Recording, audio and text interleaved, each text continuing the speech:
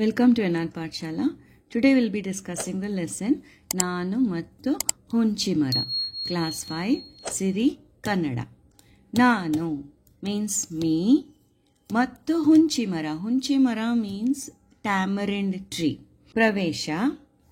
ಅನೇಕ ಬಗೆಯ ಮೂಢನಂಬಿಕೆಗಳು ನಮ್ಮ ನಡುವೆ ಬೀಡು ಬಿಟ್ಟಿವೆ. ಆ ನಿಮಿತ್ತವಾಗಿ ನಾವು ಮಾಡಬಾರದ ಕೆಲಸಗಳನ್ನು ಮಾಡುತ್ತೇವೆ. ಪರಿಸರ ನಾಶ ಮಾಡುತ್ತೇವೆ. ಯಾವುದೇ ವೈಜ್ಞಾನಿಕ ಸತ್ಯವನ್ನು ಕಂಡುಕೊಳ್ಳಲು ಪ್ರಯತ್ನಿಸುವುದಿಲ್ಲ. ಯಾರೋ ಹೇಳಿದ ಯಾವುದೋ ಮಾತಿಗೆ ಏನೋ ಅರ್ಥ ಕಲ್ಪಿಸುವ ಜನರಿಂದ ಎಂಥೆಂಥ ಅನಾಹುತಗಳು ಆಗಿಬಿಡುತ್ತವೆ ಎಂಬುದನ್ನು ಕುರಿತು ಎಚ್ಚರಿಕೆ ನೀಡುವುದು ಈ ಪ್ರಸ್ತುತ ಪಾಠದ ಆಶಯ. ಸೊ ಪಾಠ ಪ್ರವೇಶ, they are telling here why we are having this lesson and what we should understand from this lesson. So this lesson is about ಮೂಢನಂಬಿಕೆಗಳು. ಮೂಢನಂಬಿಕೆ means superstitions, means believing something which we do not understand. There is a lot of superstition among us, and because of this superstition we do things which we are not supposed to do. So ಮಾಡಬಾರದ ಕೆಲಸಗಳನ್ನು ಮಾಡುತ್ತೇವೆ. In this process we also end up damaging or destroying the environment. So ಪರಿಸರ ನಾಶ ಮಾಡುತ್ತೇವೆ. ಯಾವುದೇ ವೈಜ್ಞಾನಿಕ ಸತ್ಯವನ್ನು ಕಂಡುಕೊಳ್ಳಲು ಪ್ರಯತ್ನಿಸುವುದಿಲ್ಲ. Means when somebody says you should do this, you shouldn't do this, we don't try to find out a scientific reason why they are saying so. What is the reason behind that? We don't try to find out about it. We don't try to get the information on that. We blindly believe what others say. So yaro helida, somebody told, ಯಾವುದೋ ಮಾತಿಗೆ something they told, ಏನೋ ಅರ್ಥ ಕಲ್ಪಿಸುವ, and we take our own understanding, our own meaning. So ಜನರಿಂದ because of such people ಎಂತೆಂಥ ಅನಾಹುತಗಳು ಆಗಿಬಿಡುತ್ತವೆ, some bad things happen ಎಂಬುದರ ಕುರಿತು ಎಚ್ಚರಿಕೆ. ಎಚ್ಚರಿಕೆ means awareness. So this lesson is about the awareness of superstition. So somebody told something they told, and we understand it in a different manner without finding out why they are saying so. And because of this, what is the result? It will be bad. We end up damaging, destroying something. This lesson is about Nanu Mattu Hunchimara. So lesson, ನಾನು ದಾರಿಯಲ್ಲಿ ನಡೆದು ಹೋಗುತ್ತಿದ್ದೆ. So I was walking on the road. ದಾರಿ means in the road. I was walking. ನನ್ನ ಬೂಟುಗಳು ಇದ್ದಕ್ಕಿದ್ದಂತೆ ನಿಂತು ಹೋದವು. ನನ್ನ ಬೂಟುಗಳು means my shoes suddenly stopped, means he stopped in one place. ಮೆಲ್ಲನೆ ಕೆಳಗೆ ನೋಡಿದರೆ ಆಹಾ, ಹುಂಚಿ ಹೂವು. So slowly he looked down and he saw ಹುಂಚಿ ಹೂವು. ಹುಂಚಿ ಹೂವು means the tamarind trees flowers. So tamarind trees flowers were spread on the ground, and his expression was ಆಹಾ, ಹುಂಚಿ ಹೂವು. ನೆಲದ ತುಂಬ ಹಳದಿಯ ಹುಂಚಿ ಹೂಗಳ ರಾಶಿ ರಾಶಿ. ಸೊ ನೆಲದ ತುಂಬ on the ground there was a lot of ಹುಂಚಿ ಹೂವು. That is a tamarind flowers were spread on the ground. ಚಿಕ್ಕವನಿದ್ದಾಗ ನನಗೊಂದು ವಿಚಿತ್ರ ಹವ್ಯಾಸವಿತ್ತು. So as soon as he sees the flowers on the ground, he remembers his childhood. So he's saying, when I was small, I had a vichitra havyasavittu, one strange hobby. Vichitra means strange. Havyasavittu, a strange habit. Adendare, what was that habit? Hunchi hoovu tinnuvudu, that is eating the hunchi hoovu, the flowers of the tamarind tree. ಎಳೆಯ ಹಲ್ಲುಗಳಿಂದ ಹುಂಚಿ ಹೂಗಳನ್ನು ಬಕಬಕ ತಿನ್ನುವ ಬಕಪಕ್ಷಿ ನಾನಾಗಿದ್ದೆ. So ಎಳೆಯ ಹಲ್ಲುಗಳಿಂದ means ಎಳೆಯ, that time he was small, no? So he had this tender teeth, and he used to eat the hunchi hoovu. How he used to eat? Baka he used to eat the hunchi hoovu. And when he eats the hunchi hoovu, what will happen? ಜುಮ್ ಎಂದಾಗಲೇ ಹಲ್ಲು ಚಲಿತದ್ದು ಗೊತ್ತಾಗುತ್ತಿತ್ತು. ಹುಳಿ tamarind flower. How does a tamarind taste? It is sour, right? So when he was eating the hunchi hoovu, what happens? When he in his mouth, the teeth becomes one jum, a feeling will come. So that he used to experience. ನನ್ನ ಬಾಯಲ್ಲಿ ನೀರೂರಿತು. So when he remembered his childhood eating the tamarind flowers, now when he's seeing the flowers on the ground, what happened? He started salivating. His mouth was filled with saliva. ಬಾಯಲ್ಲಿ ನೀರೂರಿತು. ಮೆಲ್ಲನೆ ಬಗ್ಗಿ slowly he bent. 5-6 ಹುಂಚಿ ಹೂಗಳನ್ನು ಆರಿಸಿಕೊಂಡು ತಿನ್ನುವ ಆಸೆ ಮೂಡಿತು. So ತಿನ್ನುವ ಆಸೆ.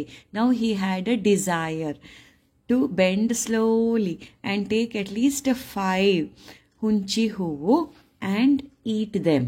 So he felt like eating the tamarind flowers. ಆದರೆ ಬಟ್ ನಾನೀಗ ಪುಟ್ಟ ಹುಡುಗನಲ್ಲ, ದೊಡ್ಡವ. Now he remembers, I am not a small boy anymore. I am a big man. I am grown up now. ದೊಡ್ಡ ಪಗಾರದವ. I get big salary. ಪಗಾರು means salary. Pant boot. ಇಂಥ ಕಾಲದಲ್ಲಿ, so he's grown up now, he's wearing pant and shoes here, getting good salary. So ಇಂಥ ಕಾಲದಲ್ಲಿ, in this time, ಅದು ರಸ್ತೆಯಲ್ಲಿ ನಿಂತು, that was standing on the street. ನಾನು ಹುಂಚಿ ಹೂವು ಆರಿಸಿದರೆ ಜನ ಏನಂದಾರು, ಅದನ್ನು ಅಲ್ಲೇ ಬಿಟ್ಟೆ. So he was thinking, now I am grown up person. I am not a small boy. That too is standing on the street.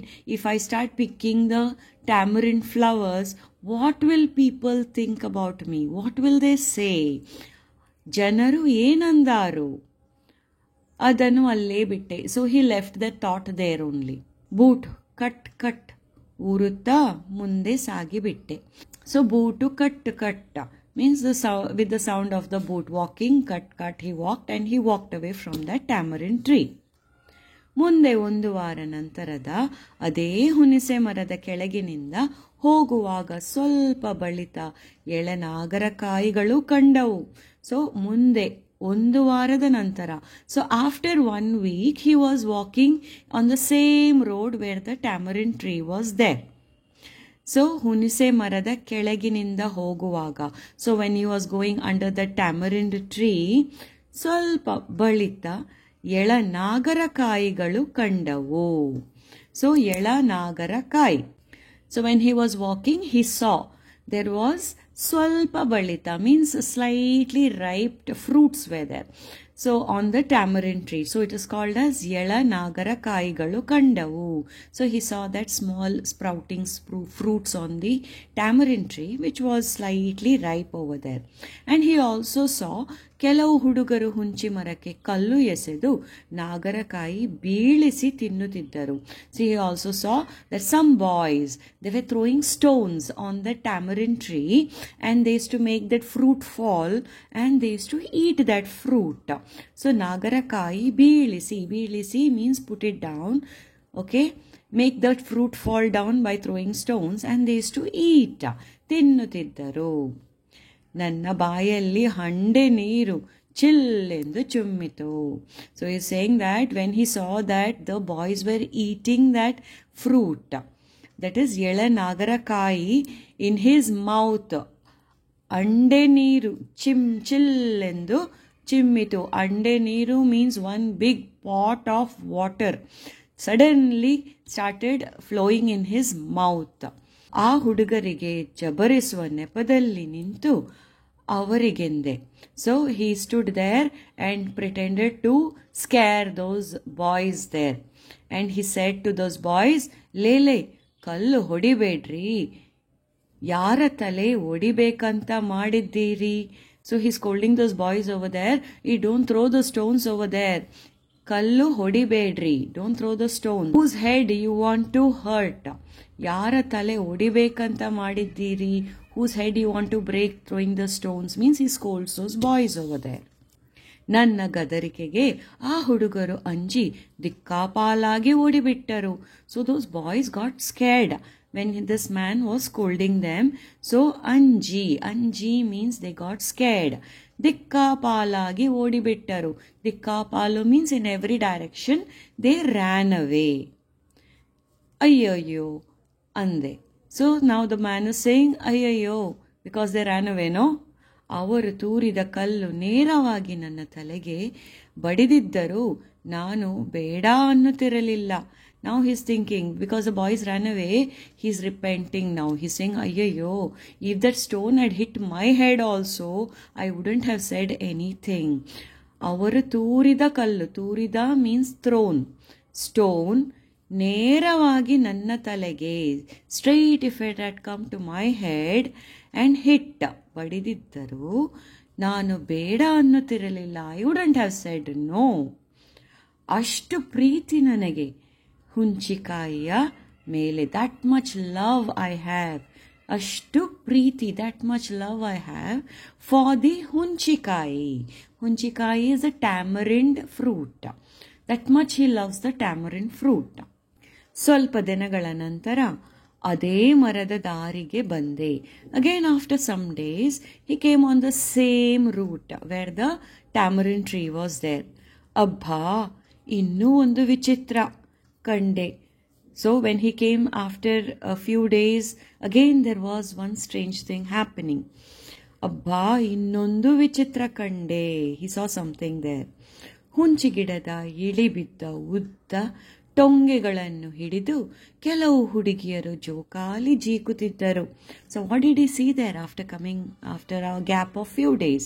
He saw that from the tree, ಟೊಂಗೆ means branch. ಉದ್ದ ಟೊಂಗೆಗಳು. So there were long branches in the tamarind tree. Holding those branches, ಹಿಡಿದು ಕೆಲವು ಹುಡುಗಿಯರು means some girls ಜೋಕಾಲಿ ಜೀಕುತ್ತಿದ್ದರು.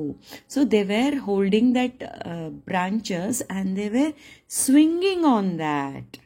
Like this. They were holding the branches and they were swinging on that. And this is what the man was seeing. ಜೋಕಾಲಿ ಜೀಕುತ್ತಿದ್ದರು. ಒಂದು ಕ್ಷಣ ನಿಂತೆ. For a moment he stood there. ಹೌದು, ನಾನು ಚಿಕ್ಕವನಿದ್ದಾಗ ಹೀಗೇ ಜೋಕಾಲಿ ಜೀಕುತ್ತಿದ್ದೆ.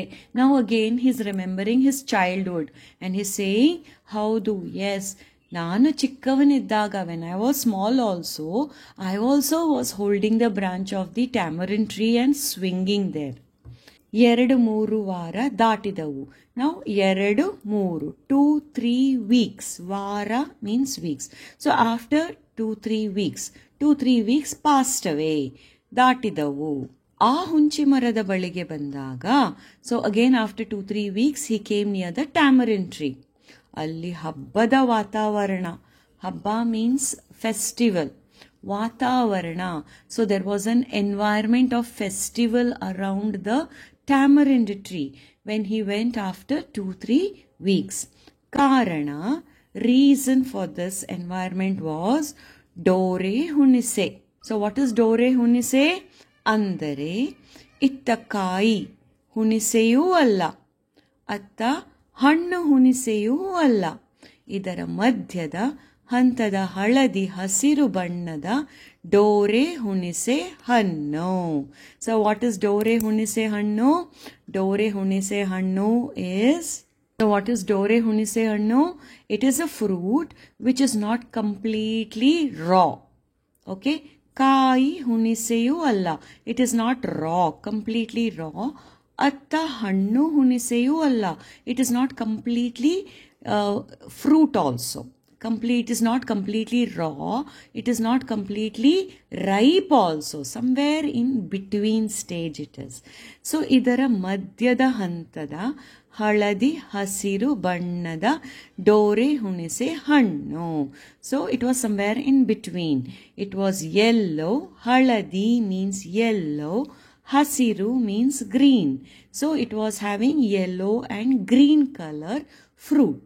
And this fruit is called as ಡೋರೆ ಹುಣಿಸೆ ಹಣ್ಣು. Okay, so what is dore hunise hannu? Dore hunise hannu is not completely raw or completely ripe. It was somewhere in between and it had a color of yellow and green color. So ಒಂದು ವಿಶಿಷ್ಟ ರುಚಿಯ ಹಣ್ಣು. This had a very special taste. This dore hunise had a very special taste.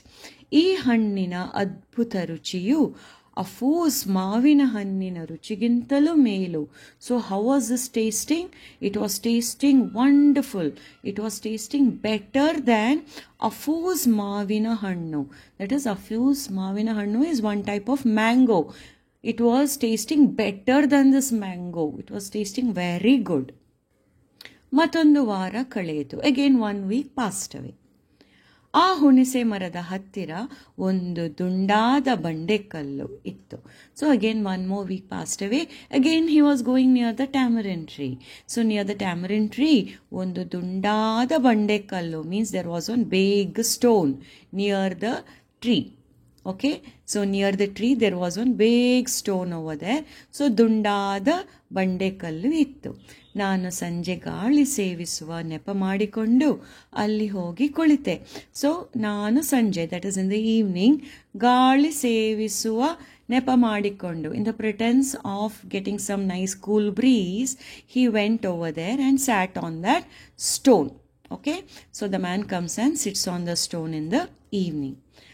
ಅಲ್ಲಿ ಮರುಕುಟ್ಟಿಗಣ ಹಕ್ಕಿ, ಕಾಗೆ, ಗುಬ್ಬಿ, ಮೈನಾ, ಟಿಟ್ಟಿಬ್ಬ ಮುಂತಾದ ಪಕ್ಷಿಗಳು ಕಾಣಿಸಿಕೊಂಡವು. So when he sat over there, no, he saw so many birds on that tree. Which and all birds he saw? He saw ಮರಗುಟ್ಟಿಗನ ಹಕ್ಕಿ, ಕಾಗೆ, ಗುಬ್ಬಿ, ಮೈನಾ, ಟಿಟ್ಟಿಬ್ಬ ಮುಂತಾದ ಪಕ್ಷಿಗಳು ಕಾಣಿಸಿಕೊಂಡವು. So he saw woodpecker, he saw sparrow, he saw crow. So like this many birds he saw over there. So ಆ ಹಕ್ಕಿ ಮಿತ್ರರೊಂದಿಗೆ ಮಾತನಾಡಿದೆ. ಸೊ ಹಕ್ಕಿ ಮಿತ್ರ, ಮಿತ್ರ ಮೀನ್ಸ್ ಫ್ರೆಂಡ್ಸ್, ಹಕ್ಕಿ means birds. So he spoke with those bird friends. ಅವೆಲ್ಲವೂ ಆ ಹುಣಸೆ ಮರದಲ್ಲಿ ಹಾಡಿ ನಲಿಯುತ್ತಿದ್ದವು. So all these birds were singing and dancing on that tamarind tree, and he was sitting on that stone and enjoying seeing all these birds singing and dancing on that tamarind tree. ಕತ್ತಲೆಯಾಗುತ್ತಾ ಬಂತು. So it was getting dark now. ತಂಗಾಳಿ ಬೀಸಿತು. Nice cool breeze was flowing. ಅಲ್ಲಿಂದ ಎದ್ದೆ. So he got up from that place.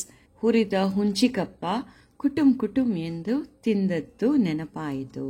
So when he got up from there, he saw the ಹುಂಚಿಕಪ್ಪ. ಹುಂಚಿಕಪ್ಪ means when the tamarind fruit gets dried up, the seeds will be there, no? That is called as hunchikappa. So what they do with these seeds of the tamarind is they will dry it and they'll put in the fire, remove the outer covering, and they eat that. So how they eat that? ಕುಟುಂ ಕುಟುಂ ಎಂದು ತಿಂದಿದ್ದು ನೆನಪಾಯಿತು. Again he's thinking about his childhood. So when he was a child, he used to take that hunchikappa and he used to eat them. Like kutum kutum, he used to eat that. So ನೆನಪಾಯಿತು. He remembered all that. ಹುಂಚಿ ಹಣ್ಣಿನ ಜೊತೆಗೆ ಉಪ್ಪು, ಜೀರಿಗೆ, ಬೆಲ್ಲ ಬೆರೆಸಿ ಕುಟ್ಟಿ ಉಂಡೆ ಮಾಡಿ ಕಡ್ಡಿಗೆ ಸಿಕ್ಕಿಸಿ ಜುರು ಜುರು ಚೀಪಿದ ನೆನಪು ಮರುಕಳಿಸಿತು. So again he's remembering how he used to enjoy the tamarind fruit. The seeds, that is hunchikappa, he remembers eating it as kutum kutum. He used to eat that. Then that pulp of that tamarind is there, no? The hunchi hannina jote. For that pulp of the tamarind, they used to mix with the salt and jeera and jaggery, that is bella, beresi, mix all that. And kutti. Kutti means nicely hit and make a paste. Okay. And they used to make one unde. Means they used to make like one nice ball. Okay. So tamarind pulp, jeera, salt and jaggery. They used to mix everything and make one ball like one laddu. Okay. And they used to put one kaddi for that. Kaddi sikkisi. So one stick they used to put for that. So it becomes like a lollipop. Okay, and they used to eat it like a lollipop. So juru cheepida nenapu. Cheepudu means licking. So they used to lick this fruit. Okay, they used to make their own lollipop with the tamarind pulp, and he remembers how he used to enjoy that. So juru cheepida nenapu marukaliಸಿತು. So again this memory came back to his mind. ಹೀಗೆ ಹುಂಚಿ ಮರದೊಂದಿಗೆ ನನ್ನ ಸಂಬಂಧ ಎಂದೆಂದಿಗೂ ಮರೆಯಲಾರದು. So like this my relation with this tamarind, he cannot forget that one. ಮತ್ತೆ ಹಲವಾರು ವಾರಗಳು ಕಳೆದ ಮೇಲೆ ಅಗೇನ್ ಆಫ್ಟರ್ ಮೆನಿ ವೀಕ್ಸ್, ಹಲವಾರು ವಾರಗಳು means after many weeks he comes to the same place. ನಾನು ಅದೇ ದಾರಿಯಲ್ಲಿ ಹೊರಟಿದ್ದೆ. So in the same route he was walking. ಆ ದೊಡ್ಡ ಹುಣಸೆ ಮರವಿದ್ದ ಸ್ಥಳಕ್ಕೆ ನಾನು ಬಂದಾಗ, so when I came to the place where that big tamarind tree was there, ಸುತ್ತಲೂ ನೋಡಿದೆ. I saw around everywhere. ಆ ಮರವೇ, ದ್ಯಾಟ್ ಟ್ರೀ ಕಾಣೆಯಾಗಿತ್ತು. So after few more weeks when he went to the same place, he couldn't find the tree was not there. So ಕಾಣೆಯಾಗಿತ್ತು. ಆ ಮರದ ಸಾವಿರಾರು ಟೊಂಗೆಗಳ ಜಾಗದಲ್ಲಿ ಬರಿಯ ಬೋಳು, ಮುಗಿಲು ಮಾತ್ರ ಕಾಣಿಸುತ್ತಿತ್ತು. So the place where the tree was there, so ಸಾವಿರಾರು ಟೊಂಗೆಗಳ ಜಾಗದಲ್ಲಿ, where there are thousands of branches over there, ಬರಿಯ ಬೋಳು ಮೀನ್ಸ್ ಸಮಥಿಂಗ್ ವೇಕೆಂಟ್, ಪ್ಲೇನ್ ಮುಗಿಲು, that is the sky, he could see ಮಾತ್ರ ಕಾಣುತ್ತಿತ್ತು. So here you can see there is the tree is cut. So in the place of the branches, he could see only the sky over here. The tree was not there. ಎದೆ ಜೋರಾಗಿ ಬಡಿದುಕೊಂಡಿತು. His heart started beating, okay, loudly. ಅಲ್ಲಿ ಆಟ ಆಡುತ್ತಿದ್ದ ಒಬ್ಬ ಹುಡುಗನನ್ನು ಕರೆದು ಕೇಳಿದೆ. So there one boy was playing. He called that boy and he asked, ಏ ತಮ್ಮ, ಓ ಬಾಯ್, ಇಲ್ಲಿ ಹುಂಚಿ ಮರ ಇತ್ತಲ್ಲ, ಏನಾಯ್ತು? ಹಿಯರ್ ದೇರ್ ವಾಸ್ ಒನ್ ಹುಂಚಿ tree, no, what happen to that? ಏನಾಯ್ತು? ಆತ ಸಪ್ಪೆ ಮುಖ ಮಾಡಿಕೊಂಡು ಹೇಳಿದ. So he made a very dull face. That boy no, ಸಪ್ಪೆ ಮುಖ means very sad, dull face he was having. And he said, ಕಡಿದು ಬಿಟ್ಟರು. They cut that tree, they cut it off. ಕಡಿದರೆ, ಯಾಕೆ? ಒಂದೇ ಉಸಿರಿನಲ್ಲಿ ಕೇಳಿದೆ. ಇನ್ ಒನ್ ಬ್ರೆತ್ ಓನ್ಲಿ, ಒಂದೇ ಉಸಿರಿನಲ್ಲಿ. ದ ಮ್ಯಾನ್ ರಿಪ್ಲೈಸ್, ದೇ ಕಟ್ಟ, Y he asked. So the boy replies, ಹುಂಚಿ ಮರದಲ್ಲಿ ದೆವ್ವಗಳು ಇರುತ್ತವಂತೆ, ಇದರಲ್ಲಿ ದೆವ್ವ ವಾಸ ಮಾಡ್ತಿತ್ತಂತೆ, ಅದಕ್ಕೆ ಕಡಿದು ಬಿಟ್ರು ಸಾವುಕಾರರು. So he's the boy is telling, in Hunchi Mara, that is in the tamarind tree, ghosts will be there, it seems. Devvagalu means ghost. So ghosts are there, it seems. So here ghosts are living on the tree, it seems. Devva vasa madutittante. So on the tamarind tree, devas were living. That is, the ghosts were living. That is why Saukarro means you can say a rich man or a head of that village. Kadidu bitru. They cut that tree off. ಆ ಹುಡುಗ ಆಕಾಶವನ್ನು ನೋಡುತ್ತಾ ಕಂಗಾಳಾಗಿ ನಿಂತು ಬಿಟ್ಟ. So that boy was now seeing the sky where the tamarind tree was there. Now he sees up in the sky and he's ಕಂಗಾಲಾಗಿ ನಿಂತು ಬಿಟ್ಟ. Helplessly he stood over there. ಮೇಲೆ ಬಿಸಿಲು, ಕೆಳಗೆ ಬೋಲು ನೆಲ. So when he sees up, there is only the sky, there is no tree, no. So hot sun, ಮೇಲೆ ಬಿಸಿಲು, ಹೀಟ್ ಇಸ್ ದೇರ್. ಕೆಳಗೆ ಬೋಲು ನೆಲ, ಗ್ರೌಂಡ್ ಈಸ್ ಬೇರ್, ಎಂಟಿ. ಅಷ್ಟು ಕಾಲ ನಾನು ಪ್ರೀತಿಸುತ್ತಿದ್ದ ಹುಣಸೆ ಮರ ಅಂದು ಕಾಣದಾಗಿತ್ತು. ಸೊ ಅಷ್ಟು ಕಾಲ, for so long I to love that tamarind tree. Today it disappeared, today it is not there. So ಮೂಢನಂಬಿಕೆಗೆ ಬಲಿಯಾಗಿತ್ತು. So this tree had to give away its life, it should die, no, because of the superstitious of some people. So the tree was sacrificed because of the superstitious of some people. ಎಲ್ಲೋ ದೂರದಿಂದ ಅದೇ ಹುಣಸೆ ಮರ ಕೂಗಿಕೊಂಡಂತೆ ಭಾಸವಾಯಿತು. So ಎಲ್ಲೋ ದೂರದಿಂದ, means somewhere far away, he felt as though this tamarind tree is crying. ಕೂಗಿಕೊಂಡಂತೆ ಭಾಸವಾಯಿತು. he felt so. ಮನುಷ್ಯ ಯಾಕೆ ಹೀಗೆ ಮಾಡುತ್ತಾರೆ? So he is questioning himself, why humans do all these things. So this is a story of the ನಾನು ಮತ್ತು ಹುಂಚಿ ಮರ.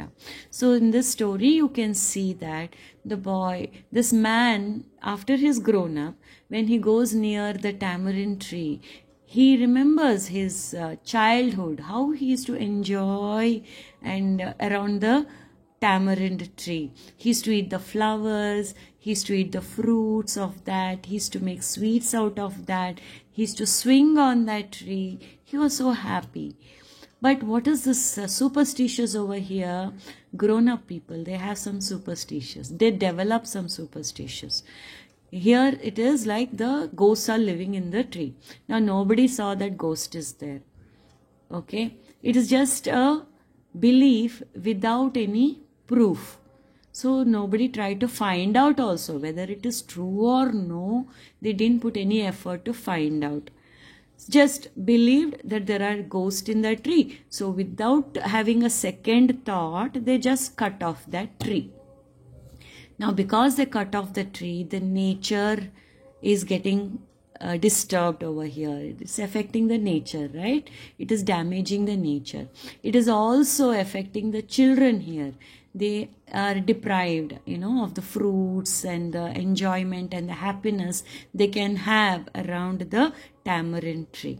So these are all the bad effects of the superstitious belief and the action we take because of the superstitious belief without any proper solid proof. Thank you, children.